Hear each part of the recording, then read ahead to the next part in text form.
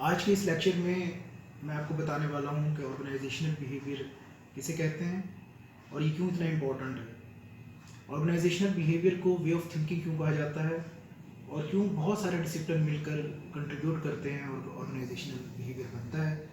तो मैं हूँ मोहम्मद सलमान और आप देख रहे हैं मोहम्मद सलमान रज़ा ऑफिशियल यूट्यूब चैनल। जिन लोगों ने हमारा चैनल सब्सक्राइब नहीं किया उनसे गुजारिश है कि सब्सक्राइब कर लें और बेल के बटन को दबा लें ताकि आने वाली वीडियो उन तक आसानी से पहुंच सके। ऑर्गेनाइजेशनल बिहेवियर देखें, दो वर्ड्स ऑर्गेनाइजेशन या ऑर्गेनाइजेशनल और बिहेवियर।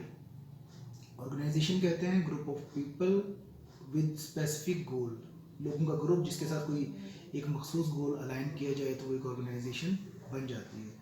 और बिहेवियर को अगर उर्दू में देखें तो बी कहते हैं पहले और बिहेव कहते हैं रखा हुआ, पहले से ही रखा हुआ। यानी कि बिहेव एक ऐसी चीज़ है जो पहले सांस से ही शुरू हो जाता है जब इंसान अपनी माँ की गोद में आता है। और इंग्लिश में अगर देखें तो बिहेवियर कहते हैं द वे वन कंडक्ट और act one self specially towards other, कि कैसे जब आप दूसरों के साथ इंटरेक्ट कर रहे होते हैं तो कैसे आप कंडक्ट करते हैं, कैसे आप एक्ट करते हैं, इसको हम बिहेवियर कहते हैं। अब किसका बिहेवियर हमने देखना है, ऑर्गेनाइजेशन का। किससे बनता है, आपसे और हमसे, यानी कि लोगों से बनता है। देखिए कि दुनिया के अंदर बहुत सारे रिसर्चेस ने साबित किया कि ह्यूमन लोग, अफराद, इंफरादी कुव्वत वो वाहिद एक ऐसी चीज़ है जो डिफरेंस क्रिएट कर सकती है। तो हम ऑर्गेनाइजेशनल बिहेवियर को की डेफिनेशंस को अगर हम 3 एरियाज में देखें तो पहली इसकी डेफिनेशन क्या बनती है कि systematic study of individual behaviour, कि एक इंडिविजुअल का बिहेवियर को स्टडी करना क्या कहलाता है, ऑर्गेनाइजेशनल बिहेवियर। फिर दूसरे एरियाज में आ जाएं तो क्या कहते हैं, the study of individual behaviour and group dynamics with an organisational setting, यानी कि इंडिविजुअल बिहेवियर को भी और ग्रुप डायनामिक्स को भी स्टडी करना ऑर्गेनाइजेशन के अंदर हम क्या कहते हैं, उसको ऑर्गेनाइजेशनल बिहेवियर कहते हैं। और अगर हम तीसरे एरिया की तरफ जाएं तो ये क्या कहा जाता है कि organisational behaviour is the study to investigate the impact of individual group dynamics structure have on behavior within an organization and apply the knowledge for the improvement of organizational effectiveness। ठीक है, अब 3 चीजें आ गई। पहली चीज क्या है कि हम बिहेवियर देख रहे हैं इंडिविजुअल का, दूसरी चीज क्या है हम बिहेवियर देख रहे हैं ग्रुप डायनेमिक्स का, और तीसरी चीज क्या है हम बिहेवियर देख रहे हैं और स्ट्रक्चर का, यानी कि ऑर्गेनाइजेशन का। तो 3 चीजें आ गई। अब देखें, ऑर्गेनाइजेशनल बिहेवियर इसलिए इंतहाई इंपॉर्टेंट है कि अब आज का जो एम्प्लॉयर है उसको चाहिए कि वो शख्स वो हायर करना चाहता है जिसको वो समझता है कि वो ऑर्गेनाइजेशन का हिस्सा बन सकता है, वो ऑर्गेनाइजेशन के गोल को समझते हुए टीम का हिस्सा बन सकता है, वो ऑर्गेनाइजेशन गोल को हासिल करने के लिए ऑर्गेनाइजेशन के लिए एक सपोर्टिव रोल अदा कर सकता है।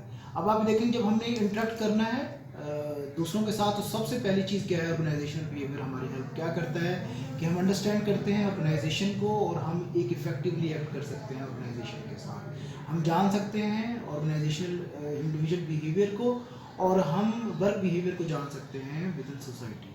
हम जान सकते हैं इंडिविजुअल्स को, हम जान सकते हैं स्ट्रक्चर को, हम जान सकते हैं ग्रुप डायनामिक्स को, और ऑर्गेनाइजेशनल बिहेवियर ही वो मैनेजमेंट टूल्स प्रोवाइड करता है जो किसकी हेल्प करते हैं, जो ऑर्गेनाइजेशन की हेल्प करते हैं for the purpose to achieve organisational goal, क्योंकि हर ऑर्गेनाइजेशन का कोई ना कोई गोल उसके साथ अलाइन होता है। अब देखें, जब भी हम बात करते हैं ऑर्गेनाइजेशन परफॉर्मेंस की और ऑर्गेनाइजेशन बिहेवियर की तो देयर आर 2 थिंग्स इन्वॉल्व। पहली क्या चीज़ है, एफिशिएंसी, और दूसरी है इफेक्टिवनेस।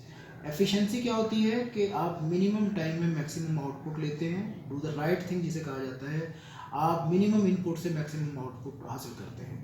और इफेक्टिवनेस क्या किसे कहते हैं कि do the right things right, यानी कि जो काम आप शुरू करने लगे हैं, जिस काम के लिए आपको साइन किया गया है, आप वही काम उसको उसी तरीके से मुकम्मल करें एज इट इज़, जैसे आपको दिया गया, दैट इज़ कॉल्ड इफेक्टिव।